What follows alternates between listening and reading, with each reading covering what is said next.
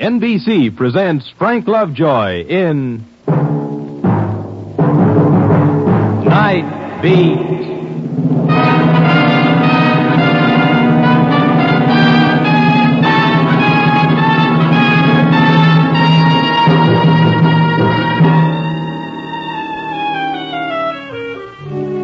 Hi, this is Randy Stone. I cover the night beat for the Chicago Star.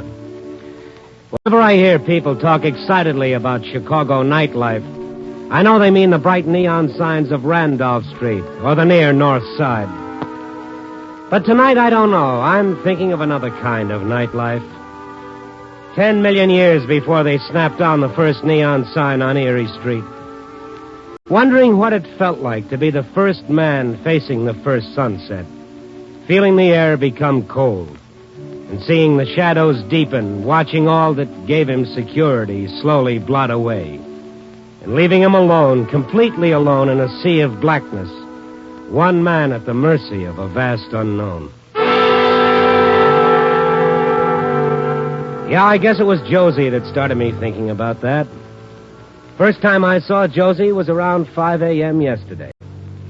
I'd finished my work, and like I usually did, I dropped into the beanery next door, Spivak's all-American diner, known to the faithful as Heartburn Heaven. And there was this girl sitting with half a dozen coffee cups at a corner table. Pretty as those phony plastic steaks Spivak keeps in the window, and ripe as one of his better cantaloupes. But at 5 a.m., I'm afraid the big attraction was a gnawing feeling that I'd seen her someplace before. And a funny premonition that, even if I didn't, here was a kid with trouble. Wasting your time, citizen. So? So. He's interested in nothing but Spivak's coffee. Well, now I am fascinated. I've tasted your coffee. Look, she's leaving. It's dawn, isn't it? Mm-hmm. Every night this week, it's been the same. All night, she drinks coffee. At daybreak, she leaves. And nothing remains but a dozen cups with lipstick on the rims.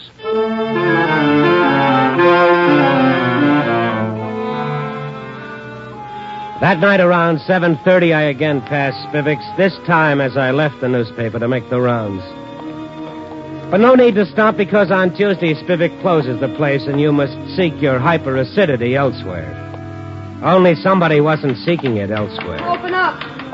Open up! Uh-huh, the same girl rattling the doorknob like she believed neither the sign nor the darkness inside. I went up behind her. He really is... Take it easy. Why did you sneak up on me like that? I didn't mean to alarm you. I just wanted to tell you. Every Tuesday, Spivak takes off to play klabiash with his Armenian friends on Grand Avenue. Oh. I'll find someplace else. Yeah, you can't do worse than Spivak's if you tried.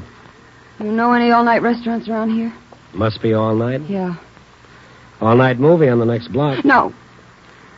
I mean, someplace where... Where it's light? Yeah. Where it's light, Mr. Stone. I thought we knew each other. This morning I was ready to go into that Vashuever in Milwaukee routine. Josie Costello. You wrote the story about how my husband, Antonio, was killed. Oh, sure. The 8 flying Costellos here in town. A fall from the trapeze about 8-9 months ago. You got quite a memory. Famous from coast to coast. I could make you really famous, Mr. Stone. Is that so? I could give you a story that would chase Joe Stalin right off the front page. What's the trouble, Josie? Oh, no trouble. Everything's fine. Tomorrow's my 3rd wedding anniversary. And to celebrate, Antonio is coming back from the grave. I took her back upstairs to the office, sat her down and looked at her, trying to think of something to say. You don't believe me? Well, of course, I don't believe that Antonio's coming back, but I think you believe it. I didn't at first. Now I do. Oh, now, He'll look, be there Josie. tomorrow night at 10. Why exactly 10? Antonio was always sentimental about things like that. We were married exactly at 10. Josie, I don't know what's happened, but both of us are a little too old to believe in ghosts. Now, come on. Will you just listen to me, Mr. Stone? I know you think I'm nuts. I'm beginning to wonder myself, but please just listen. I'm willing for you to prove I'm wrong. I'll be tickled pink. Okay, Josie, convince me Antonio is coming back from the grave. You don't know those Costellos. Oh, they're really one for the books. I mean, all that sentimental hooey, kissing each other, jabbering that Italian a mile a minute, and them big family dinners. It's a wonder I kept my figure. You kept it, Josie. Thanks. But one thing I'll tell you, they're really big time. The 7 Costellos. You can't go higher than that. I thought there were 8 Costellos. You're looking at number 8. Huh. Ain't that a scream? Josie Martin, the hunky from the west side of the Windy City. I was a whirling dervish hanging by my teeth. You've seen him, $40 a week and eats. Until Antonio saw me. And fell for me. Uh-huh. Hey, did you hear what I said? Fell for me. I guess that's one way of putting it. He fell for me, all right. 60 feet to the sawdust. Oh, Josie, now, come on. Come on now, Josie. Come on. Oh, all right. I'm okay now. I'm sorry. Gee, I'm getting to be a real psycho. You're frightened. You're upset. You'll be okay. What odds are you giving? You were saying about Antonio. Oh, yeah. Well, after the accident, the family acted like I had the smallpox all of a sudden. They just left without me. So I thought, good riddance to bad rubbish. You go your way, I'll go mine. That was almost a year ago. Then, just Monday, this crazy thing started. With Antonio? Yeah. A telegram under my door when I woke up. You know what it said? Darling, just 5 more days and then I'll be home with you for our 3rd anniversary. All my love, Antonio. That's word for word. Still have the telegram? No, I gave it to Harry Blake. He's a lawyer. Jerky-looking character, but I hear he's smart. You know him? Nope. Well, from then on, every morning I get another telegram telling me how many days left. 4 days, 3 days, 2 days. Josie, anybody can send a telegram, except a dead man. But that's not all. Antonio is preparing for our wedding anniversary like he always did. Oh, Josie. Will you just listen, please? Day before yesterday, a ticket agency called me. They wanted to confirm Antonio's order for 2 tickets to the opera Sunday night. The opera, he was always dragging me there.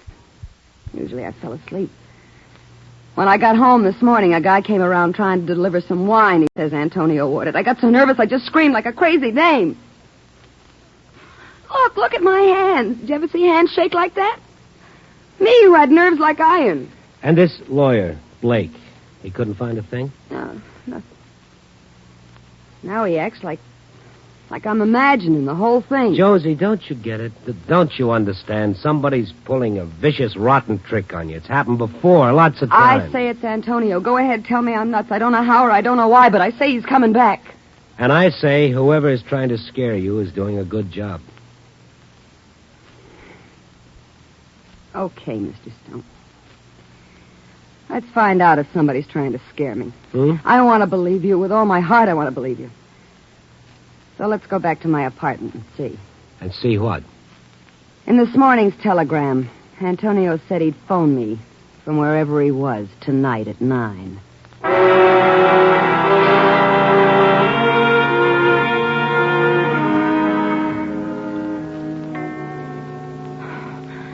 9 o'clock.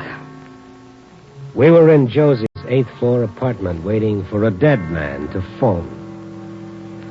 I realized that for the last 10 minutes I'd been pacing up and down. I started over for a chair in the corner. No, please! No, do me a favor. Don't sit there. Why? Gives me the willies to see a guy sitting there. Now especially. That was Antonio's favorite chair. Okay. I'll sit over here. I'd like to just throw it out. But that'd be dumb. Cost almost $300. Josie, looks like this ghost of yours isn't going to call after all, doesn't it? Look, you think all this could be somebody's bright idea of a joke? Well, of course that's what I... No! Answer it. I can't. You've got to. We've got to find out who's doing this. I tell you, I can't. If I answer it, who's ever behind this will hang up. I answer the phone, Josie. Hold the receiver so that I can listen too. I'm so scared.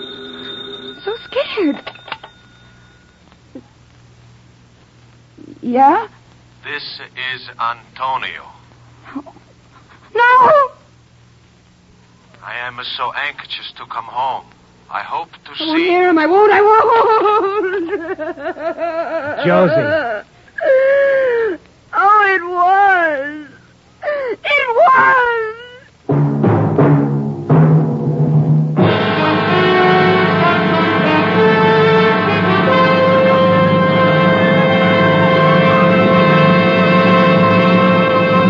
NBC is bringing you Night Beat, starring Frank Lovejoy as Randy Stone.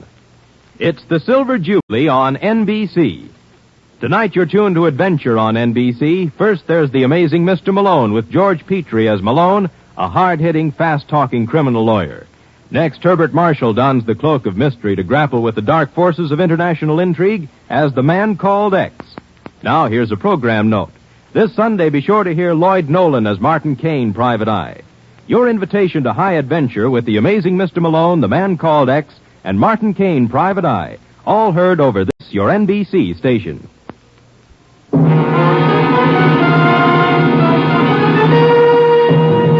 now back to Night Beat and Randy Stone. Now we sat in the big dusty detective room at police headquarters. While Josie told her story to Lieutenant Frazier, a single mosquito fought a losing war against the green gooseneck lamp on the lieutenant's desk. Midnight was a black smear against the big windows. Look, Mrs. Costello. Ghosts. This is the 20th century. What, are you bragging? What time is this apparition supposed to appear? I think tomorrow night at 10 at her apartment. And that's where she'll be tomorrow night at 10. No. Oh, yes, Mrs. Costello. Only you won't be alone. We'll have a reception committee waiting with you. I don't think I could stand it. Well, it's the only way we can help you. Mr. Stone? He's right, Josie. Now it was after 3 a.m. and I was prowling Chicago, but I couldn't stop thinking about Josie up in her apartment, waiting for Antonio. A nice warm thought to keep me company as I moved through dark streets, stretching into nothing. A streetcar rattling by, empty, except for a tipsy soldier boy serenading a yawning conductor with a song about home.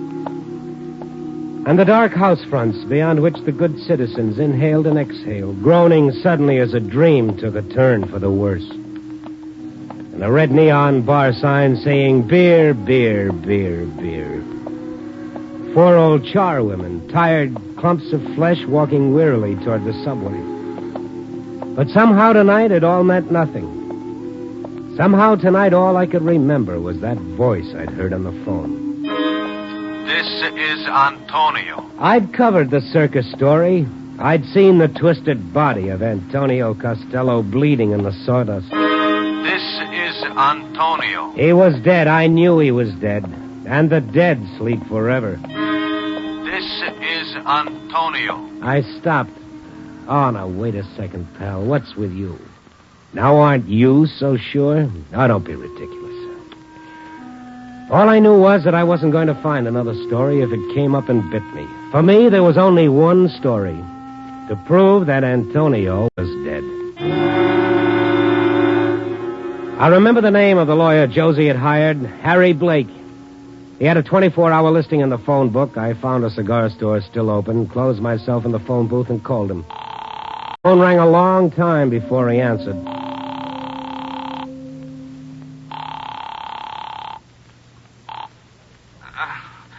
Yeah. Blake, this is Randy Stone of the Star. I'm calling about Mrs. Costello.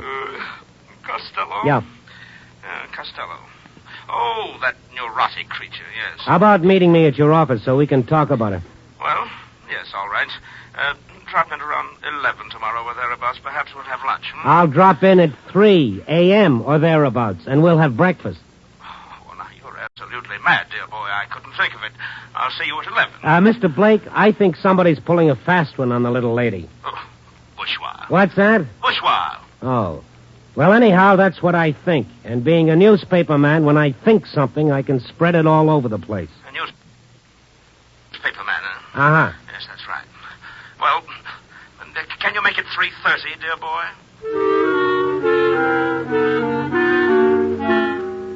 So at 3:30, I met Harry Blake, counselor at law. A pink little Humpty Dumpty with the bluest eyes this side of heaven. Except now the eyes were pretty heavy. 3:30 in the morning. I should never have started with that ridiculous woman. But you did. Well, she seemed so distraught. It was almost an act of mercy on my part. Uh-huh. And then, of course, out of the goodness of your heart, you looked into the matter. What did you find? 0, cipher, naught, nothing, dear boy. Dear boy, maybe you better stick to Stone. Skip it. Tell me one thing. Did you check on this family of her late husband, the Costellos? Touché. Touché. Two great minds working as one, of course. That was my very first thought. Would you like to see what I found, dear boy? Just a moment. I'll show it to you. I have it right here in the files. You know, I really should hate you for dragging me down here like this. Oh, here we are. Yes, take a look at this. An advertisement from the Melbourne Australia Examiner. The world-famed 5 flying Costellos featured at the Hippodrome. And the dates. June 30th through July 10th. There, you see. They're in Australia at this very moment, so they couldn't possibly be involved.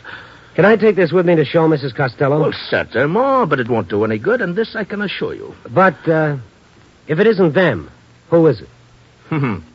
Shall I tell you? Oh, please do. It's nobody. It's up here in the lady's head. The lady doesn't need a detective or a newspaperman. She needs a psychiatrist, dear boy. Yeah, maybe. But then don't we all, a dear boy? So my one little thought vanished into thin air. I wandered back to my office, filled my column with readers' contributions, and then I took off for home. As I reached my place, it started to rain. I couldn't help thinking Antonio could have chosen a better day to come back from the grave. In my room, I set the alarm for 8. But I only had eyes for that 10. Now, just what if he did come back from the dead? Couldn't you just see it? Winchell would say he predicted it 6 weeks ago. A parade down Broadway with ticker tape and all the trimmings, personal appearance on Milton Berle, whole musical number built around the theme. Wasn't he brave to return from the grave? Russia would protest it was all a capitalist plot. Oh, no. Oh, brother, you're really tired, Randy boy. Go to sleep. At first, I wasn't sure what had awakened me, but my heart was going a mile a minute. I looked at the luminous hands on the clock, 5 minutes to 8. As I was just starting to reach for it to shut off the alarm, I saw him. A dark figure over near the dresser, barely visible by the square of yellow transom light. He was searching for something on the dresser. I crept from the bed, and I eased across the floor, closer. And then I lunged. Lunged, smunged, I should have stood in bed. This lad had muscles he didn't even know about. As the square of light from the transom started going into a slow spin, way in the back of my mind, I started remembering that gag about the little sparrow caught in a badminton game. Sparrow, make room for a friend. And then the square of transom light was joined by a bigger square of door light, and then I was all alone in the room, which was perfectly okay with me. And after a decent interval, I crawled to my feet and staggered to the dresser, snapped on the lamp to see the damage. The damage was all to me. My wallet was open, but the money wasn't touched. All the drawers in the dresser were pulled out, but nothing was missing. Well, let the experts worry about it. Oh, my back. Give me the police. Wait a minute, miss. Never mind. I suddenly realized there was something missing, and I didn't want the police in on this just yet.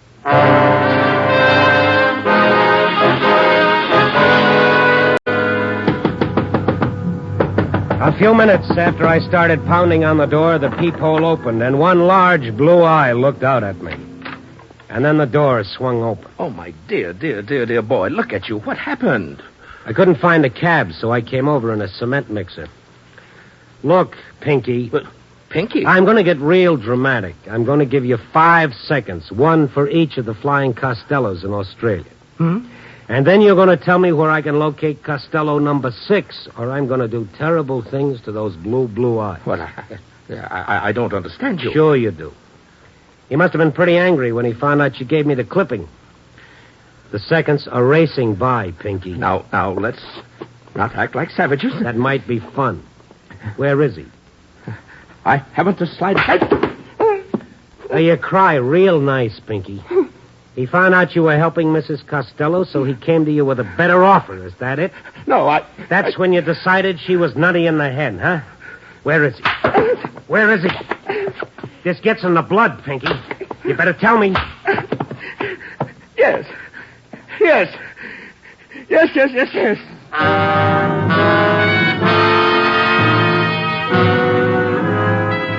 After a while, Pinky stopped saying yes, yes, yes, and he gave me an address. It was room 206 in the Florentine Hotel.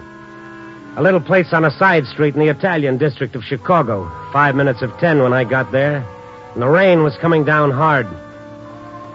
I went up a flight of stairs that smelled of olive oil and good cheese and garlic that didn't care what happened. And then down a hallway toward room 206. 204, 20... I couldn't see the number on the door that should have been 206 because the door was wide open, and an old man was standing in the doorway. Good evening, sir. Please come in. I'm looking for a fella named Philip Costello. You have found him. You? Mr. Blake, just the phone is said to expect you. You're the one who busted into my room and broke me in half? I'm sorry. It was just... I realized once that Josie see the newspaper story. She's about to know everything. Okay, come in, sir. I have been very, very bad. Like Mama says, with me is all emotional. It's very little up here in the head. Between us, and believe me, it won't go any farther. How old are you, Mr. Costello? Between us, 66. Oh, brother, tip-top shape. That's me. More than 50 years on the trapeze to keep a man strength.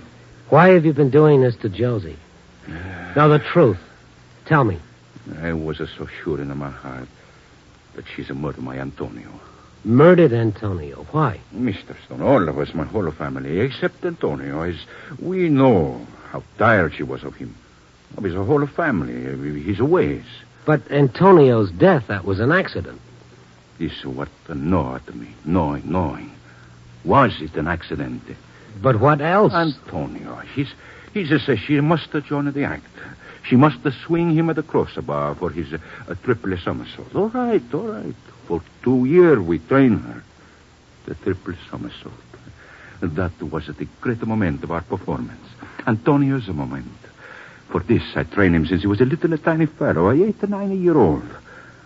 But on that one night,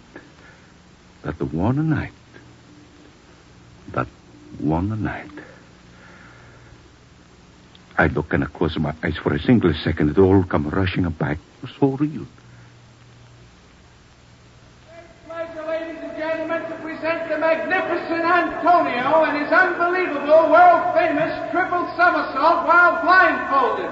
60 feet above the arena and without a net, ladies and gentlemen. And now, our Antonio's leap is so graceful from the deck of a platform, swinging out under the crossbar, and in our hearts we all begin to count. 1. Higher and higher, he's going a great flashing arch.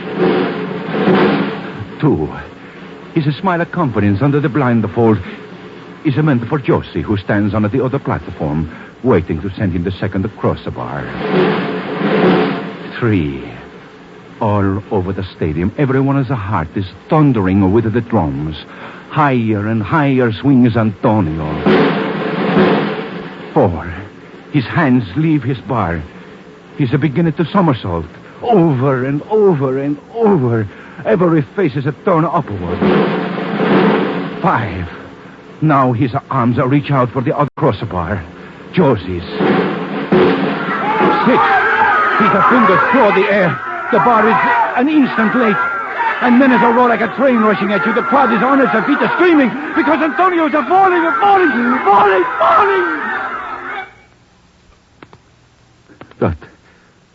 That is what I see when I close my eyes, Mr. Stone. Yeah. And for almost a year now, it has tortured me. Why?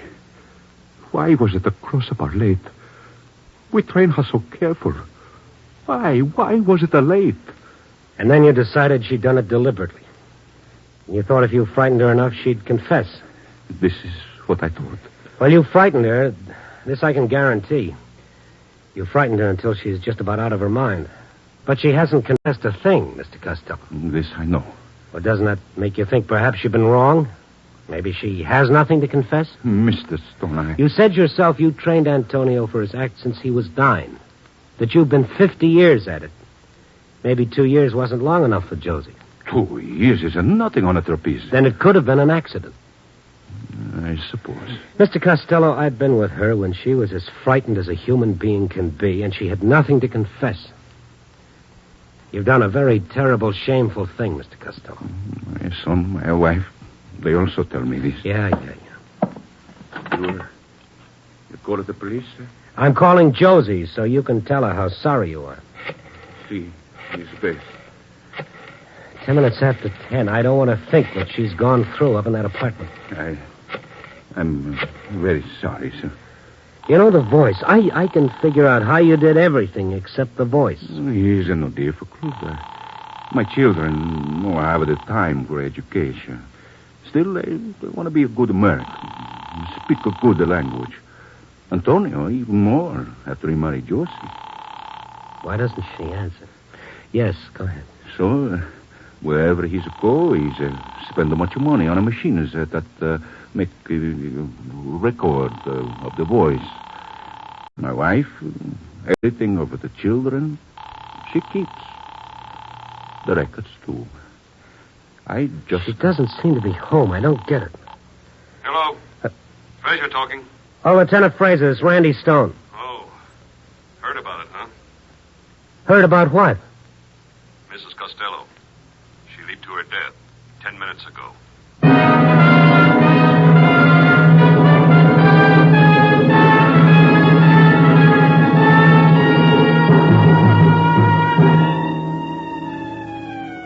Ten minutes later, I was standing with Fraser at the broken window in Josie's apartment.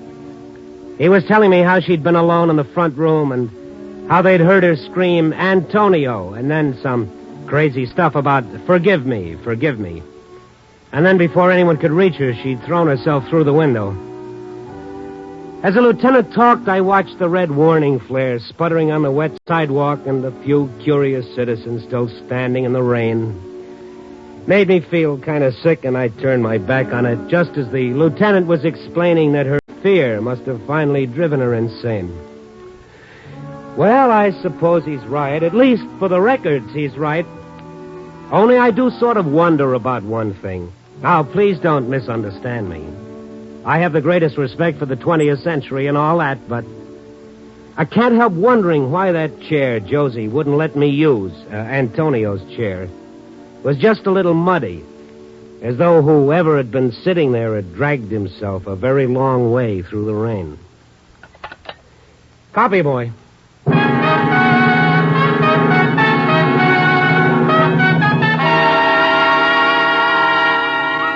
Night Beat, starring Frank Lovejoy, is produced and directed by Warren Lewis. Tonight's story was written by Larry Marcus with music by Robert Armbruster. The part of Josie was played by Joan Banks. Others featured in tonight's cast were Bill Conrad, Bill Johnstone, Nestor Paiva, and Richard Benedict. Frank Lovejoy will next be seen in Warner Brothers' Force of Arms. Listen next week at this time and every week as Randy Stone searches through the city for the strange stories waiting for him in the darkness.